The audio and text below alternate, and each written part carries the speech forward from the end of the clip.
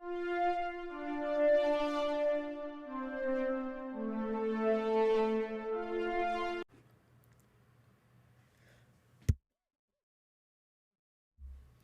everyone, and welcome back to one of these interview episodes. I'm Mike, and today with my special guest from decently around the world. To get started, do you mind introducing yourself and what we're here to talk about? Yeah, sure. My name is Martin, officially in Polish, Marcin Krzychowiec. And I am a board member, one of the founders of Serious Sim, which is an indie dev studio from Poland responsible for Heading Out, which is a pun intended, Heading Out for release on May 7th. I gotta admit that's a great pun. For people who don't know, do you kind of mind talking about kind of the background of Serious Sim? Obviously, I can see you guys have a few games kind of out on Steam. Kind of, what is kind of the history of the studio? Well, the studio initially, the original founders were Kuba, Tomek, and Kasia. And I joined at the moment where we were starting developing DLC for Radio Commander, and Radio Commander was our first published game on Steam. So, like, want to notice a little bit about the history. I think it's just one of those stories of a very typical, very indie studio when a group of friends, a group of 3 people decided, okay, let's give this whole making a game thing a shot. So in the very, very early days, it was working after hours, think about, garage work. And that was how Radio Commander was created. And the moment that it was published, that it went live and actually was, for us, we considered a success as a first premiere. Then we decided to go so to go professional about the whole thing. So we did establish an LLC and started working on our next project, which was Heading Out. Perfect. So you kind of start with two, obviously, that you're out of Poland. Obviously, we've kind of seen, I would argue, kind of in the West at least, kind of a more visible rise of these more Eastern European studios. If you don't mind, kind of as we kind of jump into Heading Out specifically, kind of what does that scene kind of look like, kind of on the ground there? Is it kind of what I'm kind of seeing? What seems like a lot more teams are kind of bubbling up and coming more popular in that area, or is it kind of a smaller scene? So what does it kind of look like there? Well, I think it's still a little bit about underground scene. Like, the moment that you're telling your parents that, listen, I'm going to start making games, I'm starting a video game studio, there's still a lot of wide-eyed look from the family, and like, you're doing good, what? So there is still a little bit of pushback in the society that it's something very weird. But with such huge successes, well, the big boys, right? Be it Cyberpunk, with The Witcher, Frostpunk.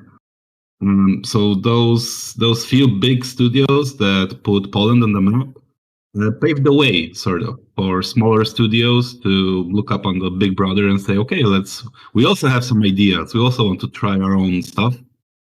And there are some, how to describe it?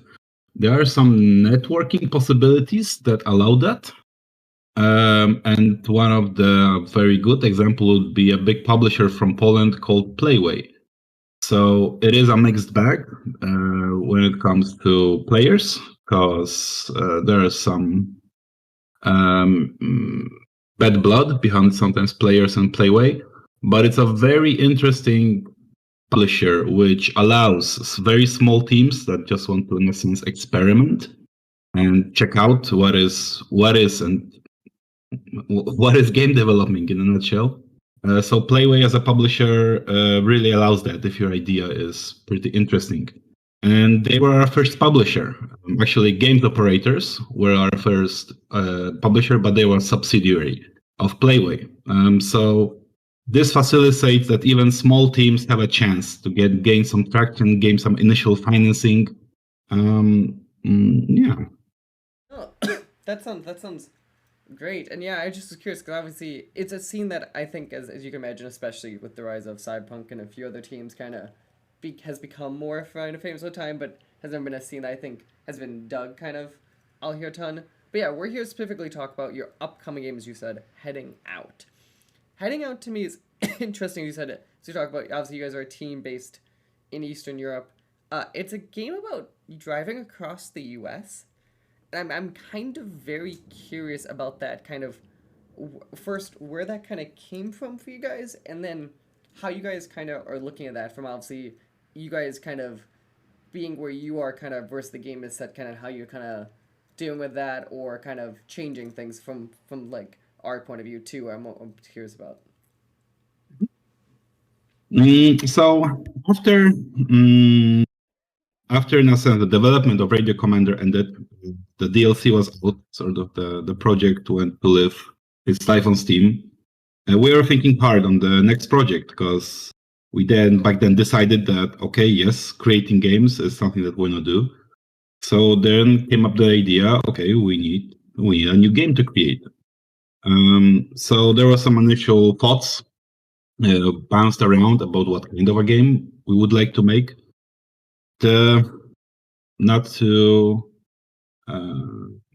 the easiest for us, at least that we were thinking back then, the easiest choice would be to make some sort of a sequel to the Radio Commander and to continue in this, because once you have a semi-successful, some kind of IP, it's always easier to develop something in this venue. But as a team, we were so tired, so to say, of the aura of war in general, and making war into an entertainment, that we said, okay, maybe let's give that a pause. That's not something that we want to continue, at least at this very moment. So we started bouncing ideas of what could be the next game, the next genre. And we stumbled upon this idea that one very interesting piece of media, which is road movies, the old road movies from the 70s, 80s, sort of disappeared from cinema. Like, yeah, you have Fast and Furious and other super high nitro, high VFX blockbusters. But those older, slightly slower movies where it's about the journey, it's about self-discovery, it's about this rebel that sits in his white muscle car, drives through the United States, and it's not only about driving, but it's about the journey of self exploration along the way. This is something that is missing, we thought, from cinema, and we thought that maybe it would be an interesting way to transpose this type of media into a game form. So that was the original idea, to try to make, like, even at the very, very early beginnings, we did call Heading Out. It was actually Vanishing Point. We wanted to, but because of copyright issues and we didn't want to deal with Hollywood too much, an early change to it was there was a name to change it to Heading Out. No, that makes sense. I also really do agree with you. What you kind of described the like what's been missing in cinema part, and that's interesting. I was trying to like dig into my head, kind of like recent films or like stuff that kind of touch. And I guess the closest I could think of was something like going back to like the early aughts of like Drive, or more recently some like Baby Driver. But like even then, and I know what you're talking about, kind of this like I almost picture those as like a slice of life or just kind of like you're just in a moment with a character type films, and that is Yeah. very interesting. That kind of hole you guys kind of found. I'm Yeah. curious, as you've been kind of Mhm. researching or doing development this on there, was there anything else that kind of, because obviously, and especially in a game like this, you're not actually trying to simulate America. You're just trying to get like what you described, kind of like that sense, that feeling from this era of films. Was there Mhm. anything that kind of from these films you guys actually tried to avoid or tried to kind of change that you thought didn't work? Well, our inspiration list. I'll try to, like, on the back end in a minute. I'll try to find the whole inspiration list because it's vast. It's not only those two or three movies. We were referencing a lot of books. Also, there was a lot of reference towards not only we wanted to facilitate this fantasy of a road trip with a car through America, because this is something that it seems kind of cool, and it was a little bit forgotten. I think it was all about action, action, action always, and about this road trip. So when it comes to a road trip, it was also very heavy inspired by the music. So great hits from Americana style music, good driving songs. When it comes to things that we wanted to omit, and the story we wanted to create, we knew we didn't want to go in a modern setting, because like in the modern setting right now, it's because of unknown reasons a little bit. This whole idea, this romantic idea of a road trip in a muscle car is a little bit fizzled out. So we did go forward with the original like vanishing point style of era times, so be it 70s, 80s. But we didn't want to place the game in a completely realistic world. And this is because of a few reasons. First, we didn't want to dive that deep into history and be completely exact with what we were portraying and all the historical facts, and to have everything exactly as it was. We wanted to have a little bit of a space for our imagination and to tell our story, and like put some of our ideas that we have in our minds. So to have space in this world that we're creating for those ideas, we morphed it a little bit, the 70s, 80s mythical West, American West, to have bits and pieces of like a dream world. So the game is, in a sense, the world that you're seeing is a little bit of a dreamscape. And that also helps a little bit with another choice that we went with, which is the graphical design.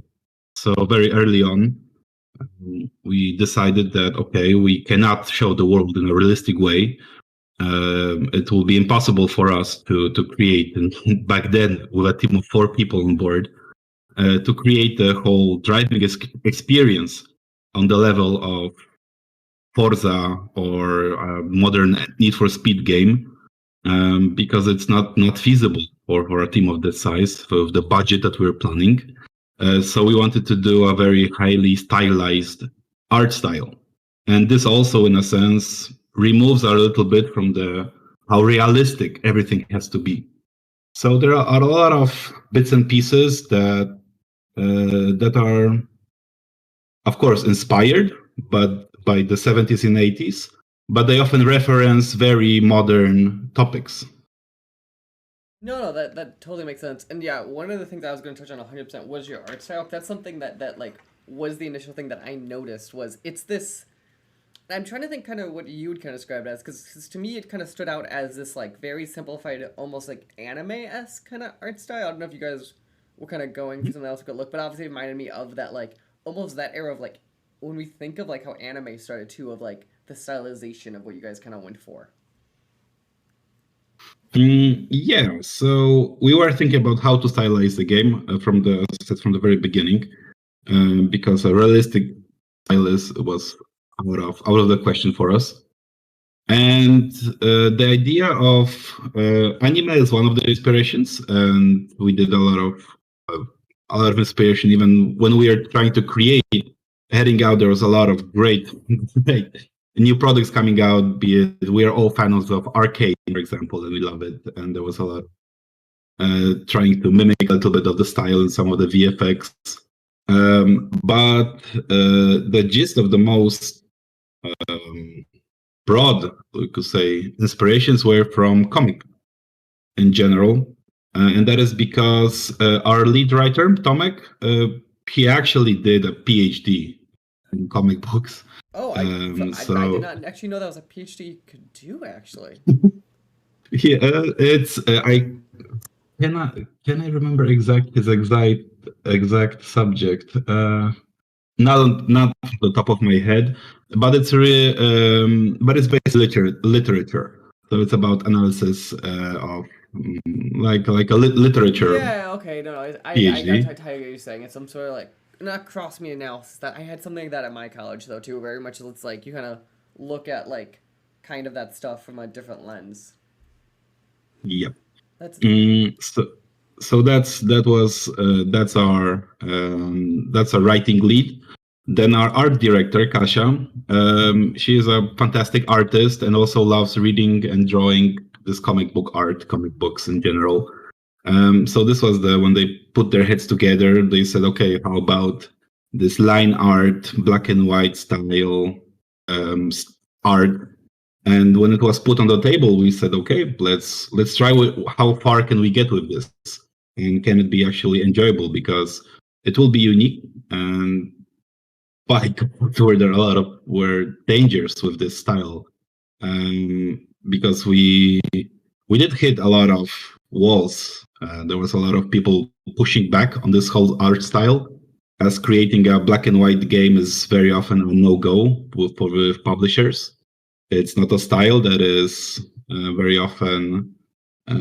It's rare, right? No, not a lot of people do it, and it's not because it's not. It cannot look cool, but there are some dangers in the area of this black and white game. And at the very beginning, even heading out was basically strictly black and white until some very specific moments. And along the way of development of the game, we did come to the conclusions that okay, this is a little bit too much. We also, with early playtesting of the game, we did hear responses from players that the style is a little bit too heavy. It is tiring on the eyes. There needs to be something, and that's where all these little pops of color started to pop in, be it from the road signs, the things that happen in the sky, and this brought the game to life, so to say. no, that's great. Yeah, no, I really do like the little pops of color because it does. It gives it like a. I could see where if it's just black and white, your eyes start to kind of rest too much, kind of, and you kind of lose focus. And it's interesting because now you guys have a natural, almost like storytelling thing to be like, we know we could basically move the player where we want them to because of color. I'm curious if you Yeah. guys, when you guys were obviously experimenting with this to figure out kind of these pops of color, did it ever get like to the extreme during event when you went, okay, now there's too much color and we have to kind of pull this back, or do you guys kind of find this middle ground kind of early on in the cycle? We always try to limit the amount of color yet to the maximum. Like that was still a baseline. Um, it was very interesting for me. For example, on PAX, it was one of the games that I never heard about. Also, when thinking about inspirations and looking for references, was the game Mad World on Switch. And it's also a black and white game. From what I remember, I never played it. It was some little bit of like a beat 'em up game. And they also have a very interesting, very cool art style. But they use, of course, because there's blood and the blood is red, and there's a lot of blood. When I saw some gameplays of the game, I saw that okay, they are using a little bit too much of this color, and it draws back from this decision that the game actually needs to be black and white. So whenever there was an idea to okay, maybe let's do this in color, maybe let's do this in color, there was a lot of pushback. We always tried to really decide only on the most important things to be in color, and we stuck with it till the end. No, that sounds good, and yeah, that's a that touch point makes a lot of sense. Kind of looking at your work, and it's something that as you said, I'm like, oh, I could totally see. Obviously, we've been talking kind of a lot about the style and the look of it, kind of less about kind of what the players do, kind of moment to moment. Do you mind kind of talk about kind of imagine I'm a player, it's the first kind of half hour kind of into the game and experience. What does that look like? What is it kind of like I am the player is doing? Am I just kind of driving around the country? Do I am I going on a mission? What's kind of going on? Mhm. Um, So at this very moment, the game is the way it's structured is that you start the game, you hop into you create a new save slot, you create your character, and that is the first you create your character. And which is weird in a driving game a little bit. Of course, you do create there is character creation in some Need for Speed games, and sometimes you can specify how high you are, what is the color of your hair, your eyes. But we wanted for heading out to be a narrative story. We wanted to tell a more engaging history in the game. So for it to be engaging to the player, we wanted to know a little bit about who is behind the monitor, who is playing the game. So the character creator and the character you're creating is based on at least at the beginning, in a very few like a questionnaire, which asks questions like, "What is your greatest regret? What is your greatest fear? How is your family situation like?"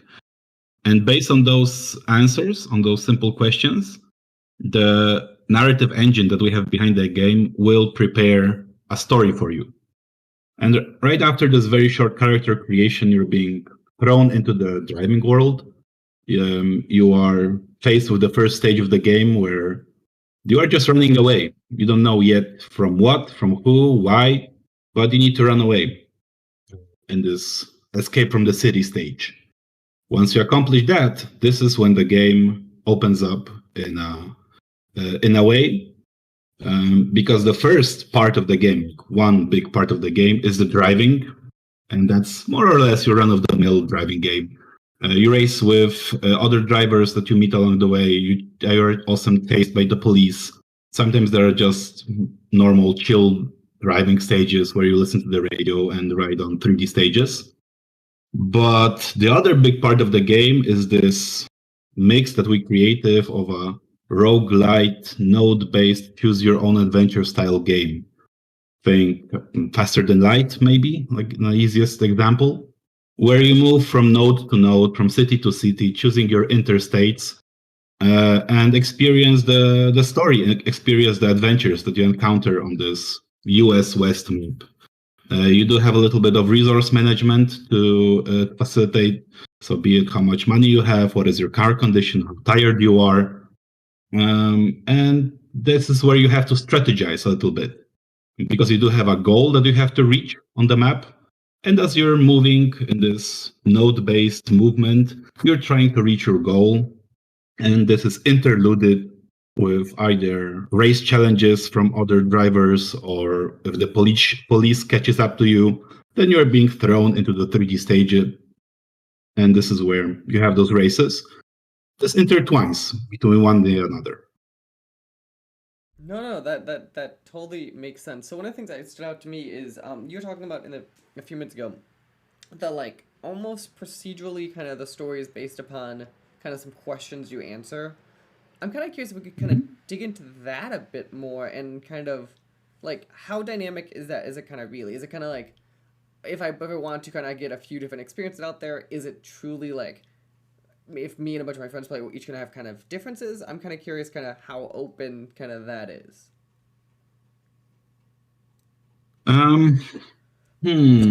How to sell the idea and not oversell it. Yes, the narrative that the character you're creating, it's all about, it's about this fantasy that you're having as a player. And if you can, of course, role play somebody, answer the questions and see, what will be if I'm afraid of spiders, but in reality I'm not. Or you could answer truthfully to those questions and see how the game responds. The main arc points where this will be important is the overloop sort of story behind the game, where the player will, I don't want to spoil too much of how the narrative structure is created, but the main, most of the narrative that you'll be hearing will be through the radio that accompanies in the car. So depending on the choices that you make, that you create, you will see how the radio talk show hosts respond So to each of those questions, we have various answers and various commentaries from the radio hosts. Some of them are positive, some of them are negative. So it's about this feeling of sometimes you're not being able to respond on what they are telling you. So imagine that, for example, to give an example, that in the questionnaire you would select, okay, I am afraid of spiders, and you are playing the game, and at a particular point of the game, depending on your decisions, depending on what this narrative engine is chugging out, you would hear a radio audition from one of the hosts talking about spiders, for example. But he could reference you directly. He could reference a story that he knows about spiders. And you know that this is in direct relation to you because you have made the choice of this character creator that this is a story referencing to you. And this is the way that we want to create this unique story for the player, and it will be narrative based. So it won't be a completely different experience for different characters, so to say. So the gameplay will be the same. You won't gain any new items or new cars depending on the character you're playing. But the history that you'll hear from the radio, the history that you'll hear from the radio hosts, it will be very different. And the commentaries that you hear about yourself and the world that you're in, this will change a lot. No, that totally makes sense. I think that's very, very interesting. That I like kind of that system of kind of you guys found this way to kind of give some level of kind of that initial agency with it like matters more than like I feel like a lot of games kind of like go customize your character and then like nothing matters, but like you guys kind of found a way to kind of talk about that, which is very interesting. So obviously as we're talking, this comes out in like 2 weeks. So you guys are at the tail end, kind of. I'm assuming running to finish up all those last minute things. I'm kind of curious because obviously you guys have probably tested this internally, a little bit externally. How kind of is kind of this tail end of development kind of feeling, and then if you don't mind kind of talking about kind of on launch day, kind of what is it players can expect kind of from the length of a journey and kind of those kind of final details. Well, as always, the last leg is hectic, a lot of work. But Kuba, who is our production lead, he did a great job of establishing such a production line that we don't crank. So that's good news. Everybody has a lot of work, and yes, sometimes it's late hours, but I can at least I think with a clear heart I can say that there is no crunch at this last few weeks. So that's good, but there's a lot of work, a lot of stress, of course, because we need to finish up. Everything needs to be put together in this final creation. It needs to be let go into the world and see what people think and vote with, in a sense, vote with their wallets. The moment that the game lands on Steam, what we believe from the player perspective, for a one full run of the game. So the game is act structured. So with completing each act, the game opens up a little bit, gives you a little bit more stuff to do on the main map, on the races, and finishing the game with one character. As the acts open up, you create the character more in depth. So for a full playthrough with one character from Act 1 to Act 4 would take you anywhere from 8 to 12 hours of regular gameplay. That's something that we're aiming for. And after those 8 to 12 hours, of course, because if it has those bits and pieces of a roguelite game, you are free to create a new character with completely different characteristics behind him and see how the game responds and see what different story you'll be able to tell yourself, or what the hosts will be telling about you. Because this is, I think, a little very interesting thing that we are doing, that often the hosts that are on the radio that is talking about you, they don't know you. They never met you. Sometimes they're wrong. Sometimes you might think, oh, why is he talking about me like that? You can be frustrated behind the wheel. But that is a little bit by design, because they are somewhere stuck in the studio and have no idea of who you are behind the radio. They just heard some news, heard some gossip about this guy that is running away from the system and is weird, and some of them will like you, some of them will hate you because you're against the system. So this is the idea. So between 8 and 12 hours for a full playthrough of the game, and then you are free to play with the game as long as you want, because it will not exhaust the content that we have, so to say, those 12 hours of a full playthrough. Perfect. No, that totally makes sense. So as we said, we've been talking about Heading Out, which is coming out May 7th, which is very around the corner. So everyone should go wishlist the game, go check the page out on Steam. Where else should we be sending people that you want them to kind of pay attention to kind of as we get towards the launch and right after for the game? Well, the most fantastic space that they could end up is of course the Steam page. So wishlisting the game also always helps us a huge amount when it comes to the Steam algorithms. But we're also building a community behind the game. So we do have a Discord server. You can find it anywhere under our trailers. And yeah, pop in on the Discord, on our Discord server if you have any questions or anyone would like to ask or talk about the game. Me or any other of the devs will be there to answer your questions and yeah, talk about the game, talk about the experience that we're offering. Perfect. Well, I want to say thank you again. I'm honestly looking very excited. I'm looking very forward to kind of this game. The style of it really stood out to me, and kind of talking today kind of gets me very excited to kind of see what the whole experience is like. So again, thank you for taking time out of your afternoon to talk to me. And again, the game is Heading Out. Go wishlist it now on Steam. Final question I have for you, because I don't have it listed there. I don't know if you know it. Do you know roughly what the price of the game is going to be, or is that still kind of being determined? That is unfortunately still being determined, and I'm not at the position to tell, but it will be released in the coming few days. So few next days and it will be public. Perfect. Well, again, thank you for taking time to talk to me today, and best of luck as you guys are getting really towards the tail end of development here. Thank you so much. Thank you so much for your time and for the talk. We are happy to announce that this episode of the SWW show is partially brought to you by Humble Bundle. Well, not really. We are part of the Humble Bundle referral program, and we just wanted to say that if you like really cheap games and maybe helping charity pending the Humble thing going on, all you have to do is go to humblebundle.com/partner equals SWW. That's right, humblebundle.com/partner equals SWW. And you just do your normal stuff, and it just kind of helps us get a couple bucks here and there. Maybe it helps AJ get his lights, maybe it's Mike camera, maybe we actually pay Corey for helping us out. But again, if you're going to go buy games anyway, it might be worth checking out.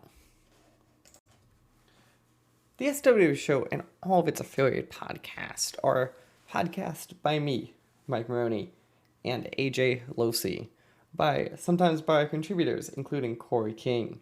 You can follow the SWW show on social media at the SWW show, or sooner or later you go to patreon.com/SWW to help us out. Thank you, and we hope you enjoy the rest of your day.